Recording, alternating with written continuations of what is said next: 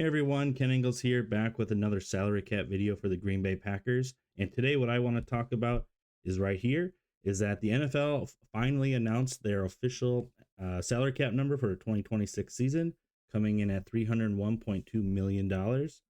So, what I want to do is just kind of talk about that, give my overall thoughts, kind of show what that really means and what changed for the Packers, and kind of what they need to do going forward now that they have this information. I want to start off by, if you look initially, Tom Pelissero and the league announced that there's going to be a range between 301.2 and 305.7, and they came in exactly at the bottom, which I find kind of interesting. I had always had my numbers at 303 million, which was right in between, and so the fact that it went down a little bit means I had to kind of change a few of my numbers and assumptions overall, and I'll talk about that later. But what I want to show right now is actually this overall view of the salary cap and like the history. And this is from Spotrac. They do a pretty good job of like showing at least the history here. I like the way that they show it. And so like some things I just want to point out. So 2020 was the start of the new CBA. And that was actually one of the smaller increases that we saw in terms of year over year.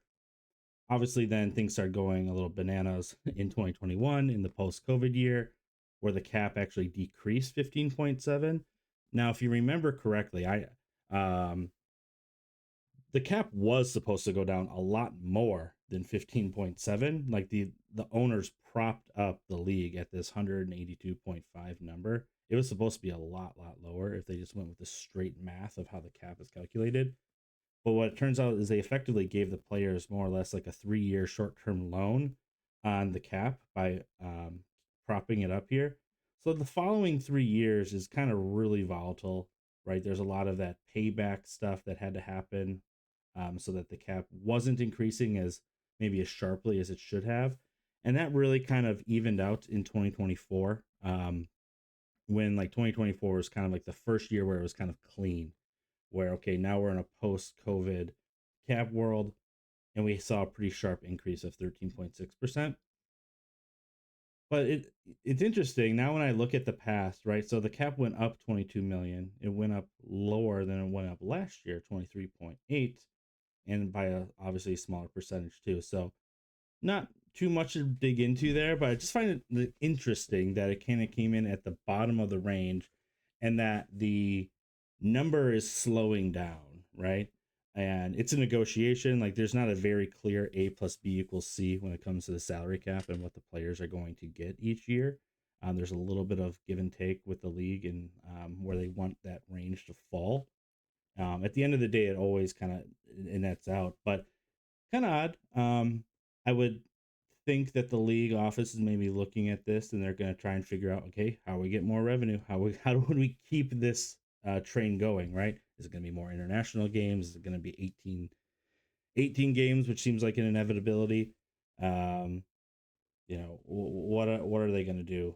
More gambling, right? Obviously, new CBA, new media, all that will roll in. But just kind of interesting that now that we're kind of like have 2 years back to back of like more or less things being clean and like that post COVID noise is kind of behind us, that things are, quote unquote, slowing down, um, which I find just a little interesting. So, what does this really mean for the Packers? If I go back to this is an updated now version of where I have the Packers currently. So on paper right now that if you look at the top two numbers, the last year's allocation of 279.2 and now the increase, I know it says estimate there, I need to remove that. It's now a solid $22 million increase. That's where you get that 301.2. So I actually had to come down in my numbers. And everything else up here, like the carryover and the adjustments, those I feel pretty good about too. Just like I felt pretty good about that 303 number, but once I hear the official number, those will tweak as well. But what that means is I have the Packers right now today, that the Packers are $4.17 million over the cap on paper. When the league year starts on March 11th, they cannot be negative. They cannot be. They need to be cap compliant. So they have to do something to get on the right side of that cap number or that cap um, compliance. starting March 11th and then all the way through the end of the year for, full until next mid-March. But when I add in all the other things that we've talked about in previous videos, I highly recommend you go back and kind of check out. I go over detail of every single one of these kind of lines where my logic is where it comes from. But if you factor in all the things that they need to do between now and starting the season, I have them at $20.59 million over the cap, effectively. So they're going to have to make moves. And just a quick update without going into the super detail, the same moves that I've kind of talked about in the past of moving on from Rashawn Gary, moving on from Elton Jenkins, and signing three of their key guys, Tucker Kraft, Christian Watson, Devontae Wyatt, to extensions. If they do all of those things, I effectively have them at about $5 million of cap space, so on the right side of where they need to be. And it leaves about room for one major signing. We've heard some maybe thoughts from Goody and some comments at the combine about Rashawn Gary, and he expects him to continue to do well. He's going to be around on the team, maybe, if you read between the lines. I don't know. Me, I'll believe it when I see it, when he's actually on the field playing. Part of me thinks that there's a little bit of gamesmanship going on there. We saw in 2025, Goody said a lot of the similar things around Jair Alexander and his ability to maybe contribute for the team. And as we all know, in hindsight, he was trying to keep Jair Alexander around so they could try and figure out a trade and try and unload him to another team. That never happened, and they eventually did a straight release. I kind of suspect that some of the same stuff is happening with Rashawn Gary. We'll see how it goes, but I truly do think that he is no longer going to be on this team going forward. But jumping into my spreadsheet specifically here, just kind of want to show like what actually changed. So I keep a log of every single tweak I make. So, with the cap coming in at the lowest amount, I actually had to subtract $1.8 million off the top line. And then these four players, Tucker Kraft, Dontavian Wicks, Carl Brooks, Carrington Valentine, those players have a what's called the proven performance escalator, meaning if they play do a certain level of snaps in their first 3 seasons and or get Pro Bowl awards, they get raises in their fourth year of their contracts. Now that amount is tied to the restricted free agent tenders, which is also tied to the increase in the cap. So as the cap went down, their salaries also went down. So in terms of how to read this is like in terms of space. So you get minus space by the cap going down, but then I changed their salary so you get more space. And this last one, just this is me. I caught an error just over the weekend. I was looking at my numbers, saw that Pierre Strong being back on a futures deal. He now has more than 4 accrued seasons, so he actually gets paid on the cap purposes as if he has 2 seasons. I'll go into veteran salary benefits more in greater detail maybe in a future video. But all those combined kind of get us to where we're at now.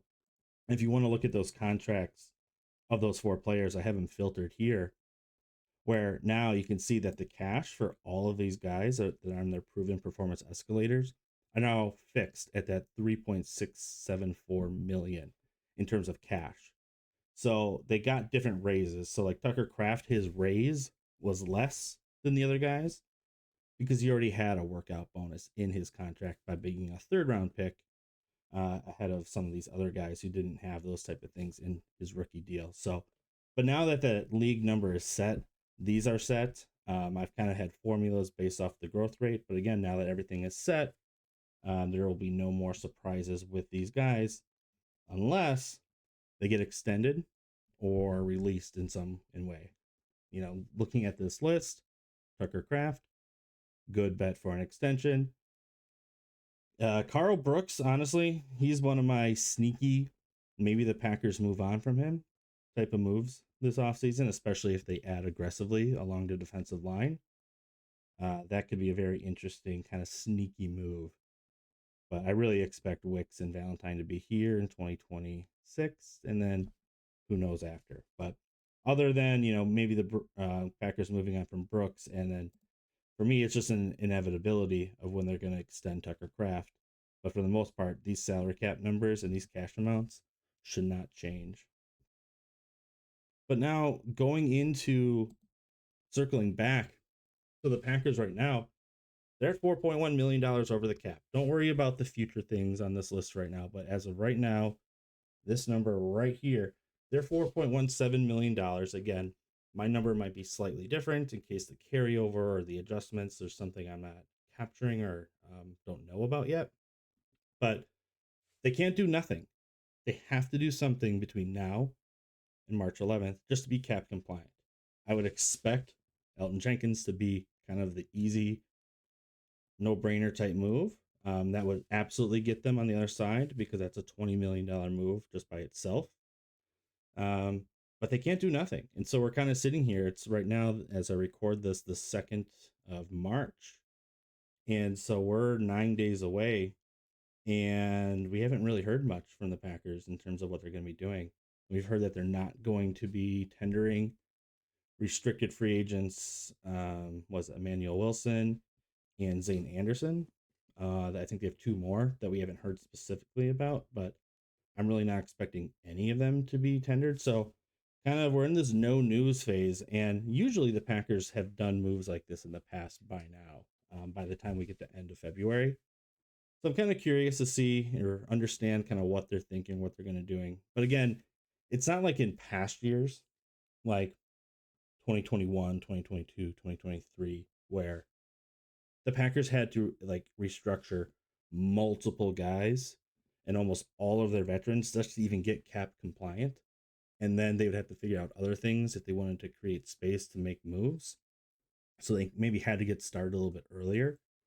But right now, like one move, one stroke of the pen can kind of get them on the right side. But again, I'm anxiously curious to see what they do and how they're going to do it and exactly how much room they're going to get, they're going to free up. I know I talk a lot about the March 11th deadline, but let's be honest, we all know that during the combine that just ended, that's when the real wheelings and dealings are happening. That's when agents and general managers and cap guys are talking about potential deals, wheelings and dealings. You know, the tampering period starts on the 9th, which will be Monday of that week. And it's always remarkable to me, like right 5 minutes after the announcement of, okay, we're now in the new league year, free agency opens, you know, minutes later, oh, multi-million dollar contract, you know, hundreds of million, you know, $1 million contract signed. Those weren't just signed in those, you know, first 5 minutes. It takes days and weeks to kind of come with those terms and cash flows and things like that. So the Packers should be thinking about that now, or they are thinking about those type of moves now. But in order to be able to fit those, they need the space, and they don't have the space. So stay tuned. As soon as we start hearing some of the moves that they're making, whether it be restructures or cuts, or maybe even some surprise trade that they're going to trade a player away, or hey, maybe they'll even bring one on. We'll see. Stay tuned here. I plan to go over kind of the impacts of those moves and what it really means for the Packers and how it kind of shakes out this math. But let me know what you think, and I will catch you guys next time.